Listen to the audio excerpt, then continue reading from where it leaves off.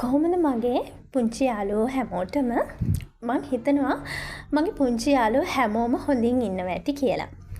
ඉතින් ඔන්න ගොඩ කාලෙකට පස්සේ ආදි ටීචර් YouTube channel එකට වීඩියෝ එකක් අප්ලෝඩ් කරන්න හිතුවා. ඉතින් අද මගේ වීඩියෝ එකෙන් මගේ දුවල පුතාලාට කියලා දෙන්න යන්නේ පන්සිල් ගැන. මේක නම් හැමෝම දන්නව නේද? හැබැයි දන්නේ නැති කට්ටියකුත් ඉන්නවනේ. ඉතින් අපි යාළට කියලා දෙමු. හරි. පන්සිල්. එහෙම නැත්නම් පාලියෙන් අපි කියනවා පුතේ පංචශීලය. පංචශීලය. ඉතින් අපි බලමු මේ මොනවද පන්සිල් කියන්නේ කියලා. සියලුම බෞද්ධ හා අබෞද්ධ ජනයා පිළිපැදිය යුතුම ශීලයක්. හැබැයි බුදුහාමුදුරුවෝ ඒක පිළිපදින්නම කියලා නැහැ. නමුත් අපේ යහපැවැත්මට ඒ පන්සිල් පද පහ පිළිපදිනවා නම් ගොඩක් හොඳයි. ඉතින් මේක බුදුරජාණන් වහන්සේ දේශනා කරලා තියෙන්නේ අපේ මිනිසුන්ගේ යහපත සඳහා. පංචශීලය පිළිපැදිය යුත්තේම තමන් විසින්. ඒ කියන්නේ තමන් විසින්ම තමයි මේක පිළිපදින්න ඕනි. මේ ශික්ෂාපද කෙනෙක්ගේ ජීවිතයට මූණ පාන්න සිද්ධ වෙන පසුතැවිලි ඉවත් කරනවා. ඒ කියන්නේ පුතේ දැන් අපි දෙයක් කරන්න කලින් මොකද්ද අපි කරන්න ඕනි කියන එක අපි සමහර අය හිතන්නේ නැහැ. හැබැයි එහෙම හිතනවා නම් අපි මේ පන්සිල් කියන දේ අපේ ජීවිතේට එකතු කරගන්න පුළුවන්. හරිද? ඉතින් දැන් මේ පන්සිල් පද පහ පන්සිල් කියන්නේ පුතේ පහ පංච කියන්නේ පහ. ඉතින් අපේ අතේ ඇඟිලි පහක් තියෙනවානේ නේද? ඒ වගේ අපේ අතේ ඇඟිලි පහටම මේ පන්සිල් පද පහක් තියෙනවා. ඉතින් අපි බලමු මොනවද මේ පන්සිල් කියලා. නැත්නම් පංච ශීලය කියලා බලමු. පළවෙනි එක පානාති පාතා වේරමණී සික්ඛාපදං සමාදියාමි. පානාති පාතා ඒ කියන්නේ පරපණ නැසීමෙන් වැළකීම නේද? පරපණ කියන්නේ පර කියන්නේ පුතේ අනුන් කියන එක. අනුන් ඒ කියන්නේ සත්තු මිනිස්සු කවුරුණත් ඝාතනය නැත්නම් මරන්න හැම හොඳ නැහැ. ඒකෙන් වැළකෙන්න ඕනි නේද? දැන් ගොඩාක් මාමල නැන්දලා මොකද කරන්නේ පුතේ? සත්තු මරනවා නේද? වෙඩි තියනවා. එතකොට මොනවාද? මස් සඳහා මේ සත්තු මරනවා. ඒක හොඳ නැහැ කියලා තමයි කියන්නේ. තේරුණාද? දෙවැනි එක තමයි අදින්නා දානා වේරමණී සික්ඛාපදං සමාදියාමි. ඒ කියන්නේ අදින්නා දානා අනුන් සතු දේ හොරෙන් නොගැනීම. ඒ කියන්නේ කෙනෙක් ඔයාට දෙයක් එයාගේ කැමැත්තෙන් දුන්නේ නැත්තම් පුතේ කවදාවත් ඒක හොරෙන් ගන්න එපා. හොර සිතින් ගන්න එපා. හරිද? එතකොට ඒක ඔයාට ලොකු පවක්. තුන්වෙනි එක කාමේසු මිච්ඡාචාරා වේරමණී සික්ඛාපදං සමාදියාමි. කාම මිත්‍යාචාරයෙන් වැළකී සිටීම. කියන්නේ කාමය වරදවා හැසිරීමෙන් වැළකීම.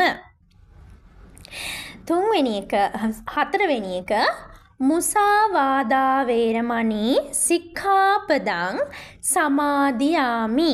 ඒ කියන්නේ මුසාවාදා කියන්නේ බොරු කියන්න එපා. බොරු කීමෙන් වැළකී සිටීම.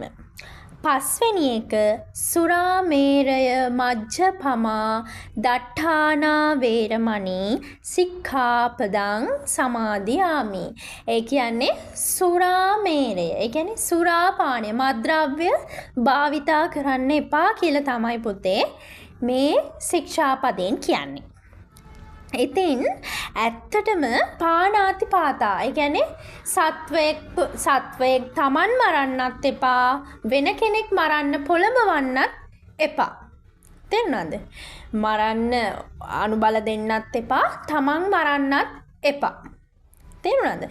පුංචි කූඹියෙක් හරි පුතේ ඔයාලට බේරගන්න පුළුවන් නම් අනිවාර්යෙන් ඒක ඒ වෙලාවෙම කරන්න. තේරුණාද? කවදාවත් සතෙක් මිනිස්සෙක් මරන්න එපා. ප්‍රාණඝාතය කරන්න එපා. තේරුණාද? අදින්නා දානා කෙනෙක්ගේ දෙයක් හොරෙන් ගන්නත් එපා. කෙනෙක්ට ගන්න අනුබල දෙන්නත් එපා. ඒ කියන්නේ දැන් ඔයා කෙනෙක්ගේ දෙයක් ගන්නත් එපා. ඔයාගේ යාළුවෙක්ට කියලා ඔයා ඒ දේ කරවන්නත් එපා.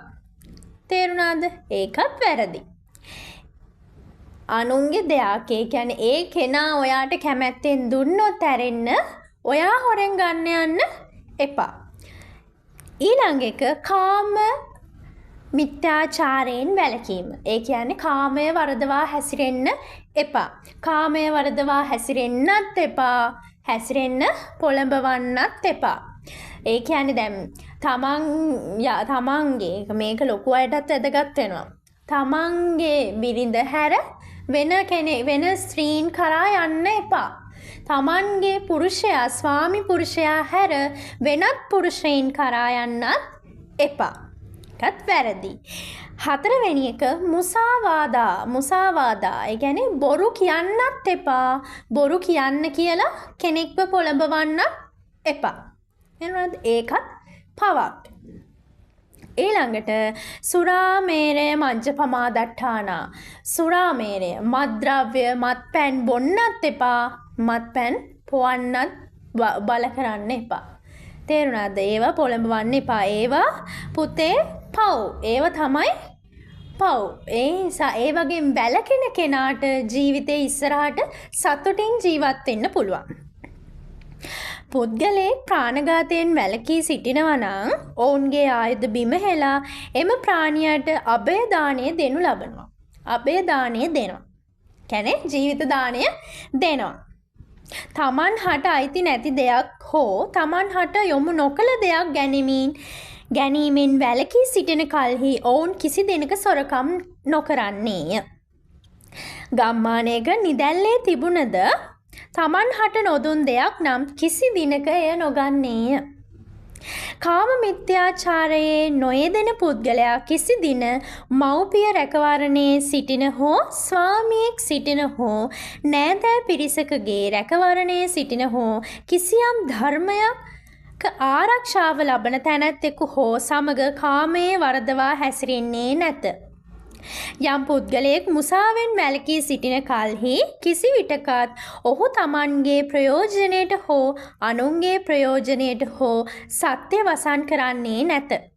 බුදුන් වහන්සේ දේශනා කර වදාළ පරිදි ප්‍රාණඝාතය, අන්සතු දේ ගැනීම, කාම මිත්‍යාචාරය, අසත්‍ය පැවසීම සහ මත්පැන් මත්ද්‍රව්‍ය භාවිතය කිසිදා කෙනෙකුගේ නිපුණත්වයක් නොවන්නේය.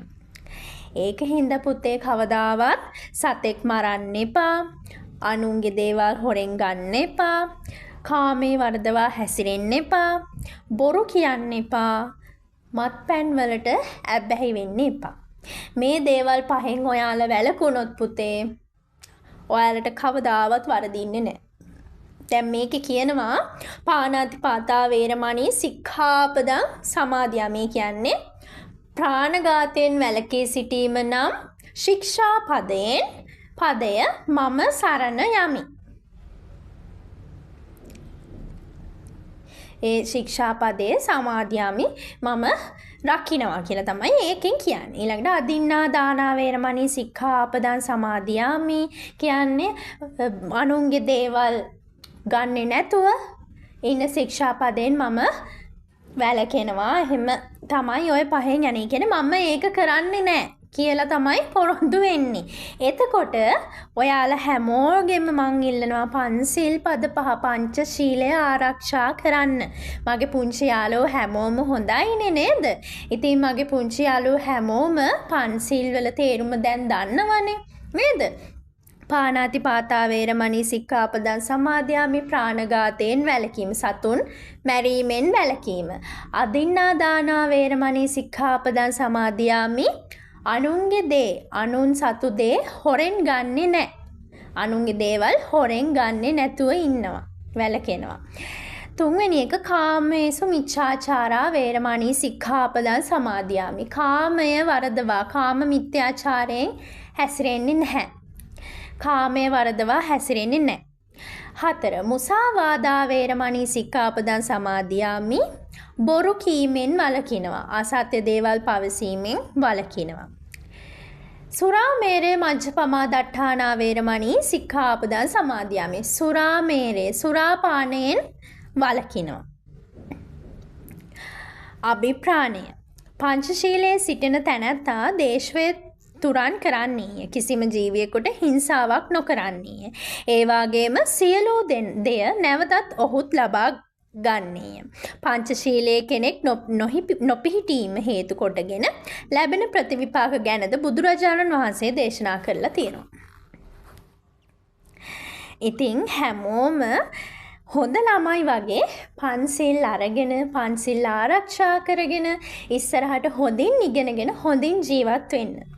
ඉතින් මේ වගේ ලස්සන අර්ථවත් ඔයාලට වැදගත් වෙන වීඩියෝ බලන්න කැමති නම් ආදි ටීචර් YouTube channel එකත් subscribe කරලා bell icon එකත් all දාලා තියාගන්න. ඉතින් මේ වගේ වීඩියෝස් හැමදාම බලන්න අපිත් එක්ක එකතු වෙලා ඉන්න. එහෙනම් සුබ දවසක්.